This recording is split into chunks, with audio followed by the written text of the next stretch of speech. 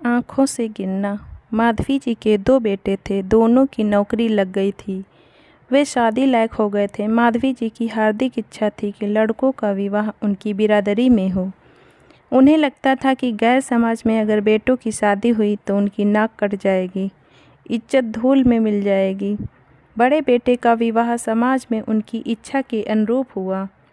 वे अपनी बहू आरती को बहुत प्यार से रखती और आरती भी मम्मी जी करके आगे पीछे घूमती रहती।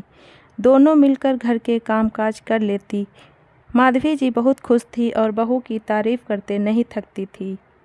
छोटा बेटा राजू दूसरे समाज की लड़की पूजा को चाहता था और उसकी जिद थी कि वह शादी करेगा तो उसी से करेगा, नहीं तो नहीं करेगा। रघुनाथ जी ने माधवी को बहुत समझाया कि हमारे बेटे की खुशी में ही हमारी खुशी है। बड़ी मुश्किल से वे इस शादी के लिए मानी। शादी हो गई, मगर माधवी जी का पूरा झुकाव आरती की तरफ था।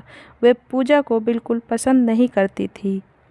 पूजा एक समझदार और संस्कारी लड़की थी और हर काम मन लगाकर करती थी। एक दिन माधवी जी नहा कर निकली तो उनका पैर फिसल गया। उन्होंने आरती को आवाज़ लगाई, मगर वो बाजार गई थी। पूजा दौड़कर आई, उन्हें सहारा देकर उठाया और धीरे से पलंग पर बिठाया। आवाज़ सुनकर रघुनाथ जी और बड़ा बेटा राकेश भी आ गए। राकेश ने गाड़ी निकाली और उन्हें अस्पताल ले गए। पूजा भी साथ में गई। उसने राजू और आरती को फ़ोन लगाकर पूरी बात बताई। वे भी अस्पताल आ गए। उनके पैर की हड्डी में फ्रैक्चर हो गया था। डॉक्टर ने 1.5 महीने का बेड रेस्ट करने के लिए कहा। घर आने के बाद आरती बहाना बनाकर अपने मायके चली गई। माधवी जी ने कहा कि मेरी देख रेख कौन करेगा, तो वह बोली, मैं 2 दिन में वापस आ जाऊंगी। पूजा ने माधवी जी की बहुत सेवा की। वे असमर्थ थी, अतः उनके सारे कार्य, नहाना धोना, सब उसने बिस्तर पर करवाए। जरा भी परहेज नहीं किया। आरती 2 महीने तक नहीं आई।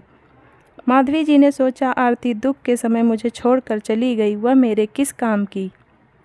कितना प्यार दिया मैंने उसे। आज आरती अपने कर्मों के कारण उनकी आंखों से गिर गई थी। पूजा की सेवा का परिणाम था कि माधवी जी पूर्ण रूप से स्वस्थ हो गई। 2 महीने बाद आरती वापस आई। उसने माधवी जी के पैर छुए और पूछा, मम्मी जी, अब आपकी तबीयत कैसी है। माधवी जी कुछ नहीं बोली, ना आशीर्वाद दिया। तब आरती ने कहा, मम्मी जी, आप मुझसे नाराज़ हैं क्या। वो हुआ यूँ, माधवी जी ने बात काटते हुए कहा, वो जो भी हुआ हो, तूने जाने के बाद एक फ़ोन भी नहीं लगाया। मैं बस इतना जानती हूँ कि जिसने बुरे समय में मेरा साथ दिया वह मेरा है। माधवी जी ने परिवार के सब लोगों को सुनाते हुए कहा कि पूजा मेरी प्यारी बहू है। उसने जी जान से मेरी सेवा की। मैं परवश थी, एक बच्चे की तरह संभाला उसने मुझे। गंदगी से क्या उसे परेशानी नहीं होती होगी, मगर उसने कभी परहेज नहीं किया। उसने प्यार से अपना हाथ पूजा के सिर पर रखा और फिर राजू से बोली, बेटा मैं गलत थी, मुझे तेरी पसंद पर गर्व है। पूजा ने अपने कर्म से माधवी जी का दिल जीत लिया और आरती अपने कर्मों के कारण उनकी आंखों से गिर गई। आज आरती अपनी नज़रें ऊपर नहीं कर पा रही थी। उसे अपने कर्म के कारण शर्मिंदा होना पड़ा। धन्यवाद।